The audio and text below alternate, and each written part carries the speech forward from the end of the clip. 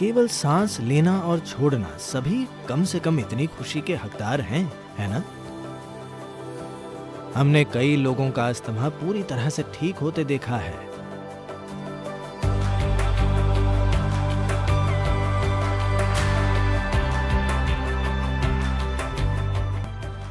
भारत के अधिकांश शहरों में अस्थमा है।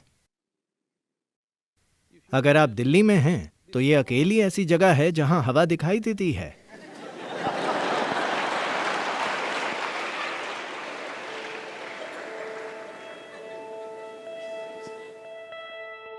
ये अच्छा है इतनी जरूरी चीज को देख पाना। हवा इतनी घनी है कि दिखाई देती है। अगर आपको पहले ही कोई समस्या है तो शहर आपके लिए ठीक नहीं है।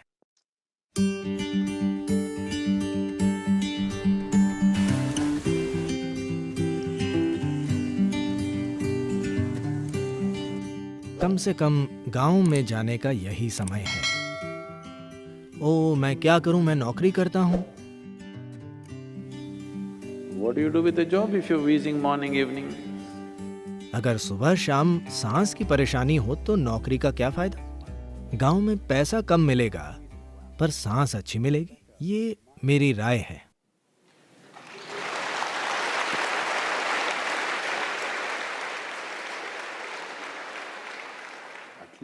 कम से कम सांसें आसान होनी चाहिए, कुछ और नहीं तो, है ना? इतना सुख तो इंसान को मिल सकता है। बस सांस लेना और छोड़ना, कम से कम इतने सुख के सभी हकदार हैं, है ना? पर दुर्भाग्य से सभी बड़े शहरों में यही हो रहा है। सांस लेना मुश्किल है। आप देखेंगे अगर आप ताजी हवा वाली जगह पर रहते हैं तो आपका अस्थमा 25 से 30% कम हो जाएगा। बाहरी समस्या को दूर करने के बाद अंदर की समस्या को संभालना संभव हो जाता है।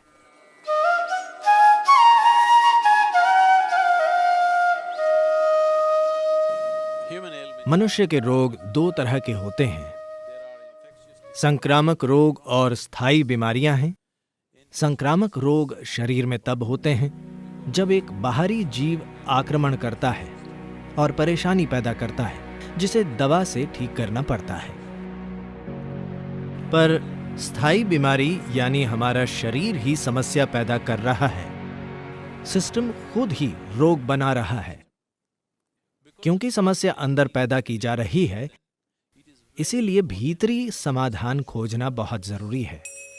इनर इंजीनियरिंग प्रक्रिया बस इसी के बारे में है कि आप अपने भीतर बुद्धि और क्षमता के सबसे गहरे आयाम तक पहुंचें जो इस शरीर को पैदा कर सकती है। ये सोचना और मानना कि मेरी सभी समस्याएं बाहरी कारणों से हुई हैं और समाधान भी बाहर हैं, ये समस्या को सुलझाने का मूर्खतापूर्ण तरीका है। डायबिटीज, उच्च रक्तचाप, हृदय रोग, अस्थमा, एलर्जी, मोटापा, खाने के विकार और ऐसे कई पुराने रोग जो सभी मूल रूप से अंदर से पैदा होते हैं। All these things can be quelled from within.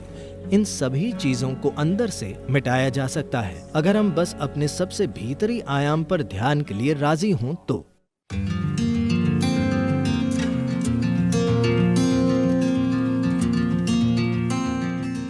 यदि आप दूध छोड़ दें तो आप देखेंगे, हमने देखा है कि कई लोगों को सिर्फ दूध या दूध से बनी चीजें खाने से अस्थमा होता है। दूध छोड़ने से उनका दमा चला जाता है।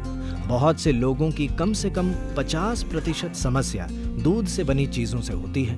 अगर उसे हटा दें तो 50% ठीक हो जाएगा। बाकी 50% आसानी से संभाला जा सकता है। दूध और दूध से बनी चीजें लेने से बलगम की समस्याएं ठीक नहीं होती।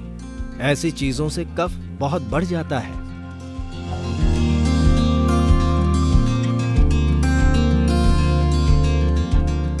ऐसे लोगों को केला, कटहल, पका हुआ चुकंदर नहीं खाना चाहिए।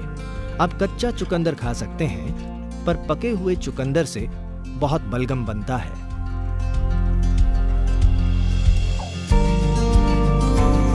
एक और चीज जो दैनिक सेवन के लिए बहुत अच्छी है वो है शहद। शहद धरती का अकेला ऐसा पदार्थ है जिसकी रासायनिक संरचना इंसानी खून के बहुत करीब है। अगर आप कुछ चीजें बदल दें तो ये लगभग खून की तरह है। रोज शहद खाना आपके सेहत के लिए बहुत फायदेमंद है, खासकर उनके लिए जिन्हें ज्यादा बलगम की समस्या है।